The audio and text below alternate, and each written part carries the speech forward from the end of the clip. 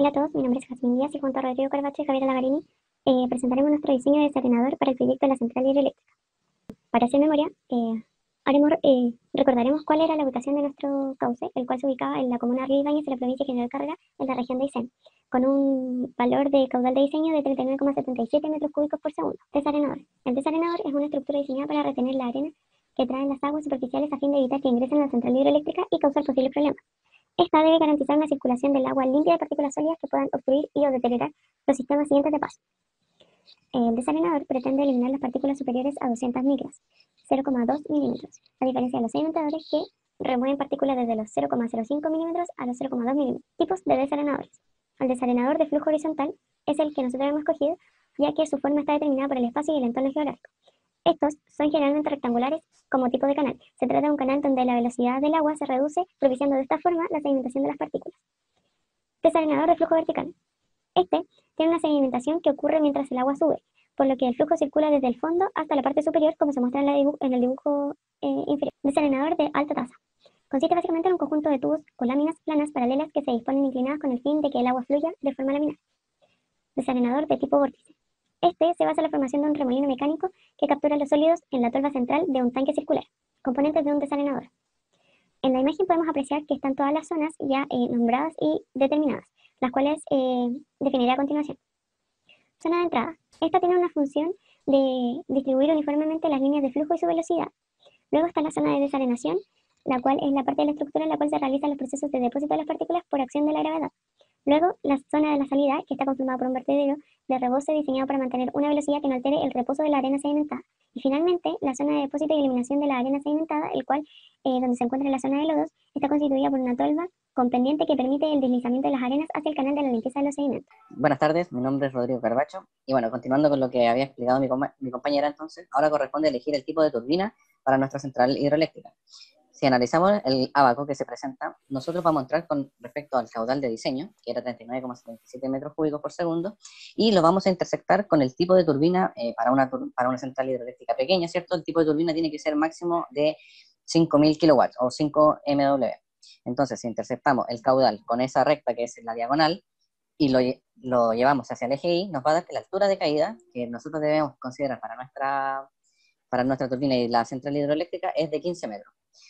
Considerando eso y analizando la tabla número 2, nosotros por un tema de condición para el ejercicio vamos a considerar como que la partícula va a tener un diámetro de 1 milímetro. Bueno, dicho lo anterior, de lo que procede es calcular la velocidad del flujo o de escurrimiento. Para esto vamos a utilizar la fórmula de Camp, que es la que se muestra a continuación, donde la velocidad va a ser igual a una constante que está en función del diámetro, o la raíz cuadrada del diámetro en milímetros. Como se nos exige que el tamaño, debemos trabajar con el tamaño máximo de la partícula, o sea que en este caso para la turbina era de 3 milímetros, consideramos un diámetro de 3. Lo que reemplazando en la fórmula nos va a dar una velocidad de flujo de 0,6235 metros por segundo. El ancho de la cámara, por otra parte, para el canal de distribución, nosotros habíamos elegido un ancho de 2 metros. Pero en este caso, como se ensancha, se agranda el canal para reducir la velocidad y que por lo tanto las partículas decanten, vamos a asumir que el ancho de esta parte de la cámara va a ser de 8,5 metros. Luego de eso, calculamos la altura de la cámara de sedimentación. Para eso ocupamos la fórmula de donde la altura va a ser igual al caudal dividido por la velocidad de escurrimiento por el ancho. Si reemplazamos los datos, nos va a dar una altura de 7,504 metros, pero por motivos constructivos nosotros lo vamos a aproximar a 7,5.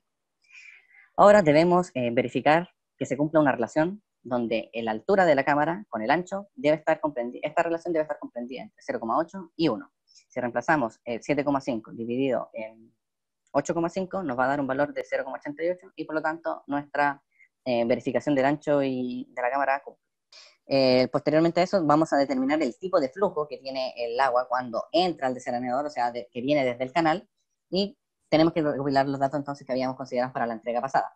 El ancho de la solera que nosotros habíamos dicho era de 2 metros, la tirante hidráulica era de 4,15 y por lo tanto la vía hidráulica equivale a 8,3 metros. Calculamos la velocidad, nos va a dar una velocidad de 4,8 metros por segundo y debemos calcular el número de Reynolds para determinar el tipo de flujo. La velocidad del flujo es 4,8, el radio hidráulico sería 0,81, el radio hidráulico. Y también tenemos que considerar la viscosidad del agua, que es 0,00001, para una temperatura promedio de 20 grados, la viscosidad del agua. entonces nos va a dar el número de Reynolds de 3.860.973, lo que corresponde a un flujo turbulento. Con respecto a la velocidad de sedimentación, utilizamos una fórmula para calcularla con respecto a un flujo turbulento. Y en nuestro diseño utilizamos un peso específico de las partículas igual a 2.6, un diámetro igual a 0.3 centímetros y un coeficiente de resistencia de los granos de 0.5, considerando que los granos son redondos. Con esto nos resulta una velocidad de sedimentación igual a 3.54 centímetros sobre segundos y 0.0354 metros sobre segundos. Luego calculamos el tiempo de retención, donde usamos la altura de caída que nos resultó, la velocidad de sedimentación y lo ingresamos a la fórmula, donde nos da un tiempo de retención igual a 211.86 segundos. Luego calculamos la longitud de la cámara, que también debemos utilizar una fórmula con respecto al flujo turbulento. Primero se debe calcular un coeficiente de seguridad, que depende de la velocidad de escurrimiento que calculamos anteriormente, que es igual a 0.62 metros sobre segundo. Como la tabla no nos indica este valor, debemos extrapolar y nos resulta un K igual a 2.49. Este valor se multiplica por la velocidad de escurrimiento y por el tiempo de retención que calculamos anteriormente. Nos resulta 328.91 metros de longitud de la cámara. Calculamos la transición de entrada, donde debemos insertar en la fórmula un T1 y un T2 que corresponde al espejo de agua en el canal de entrada y un espejo de agua en la cámara de sedimentación respectivamente. Para nosotros estos valores resultan de 2 metros y 8.5 metros para T2. Y finalmente la transición de entrada va a resultar igual a 14.66 metros.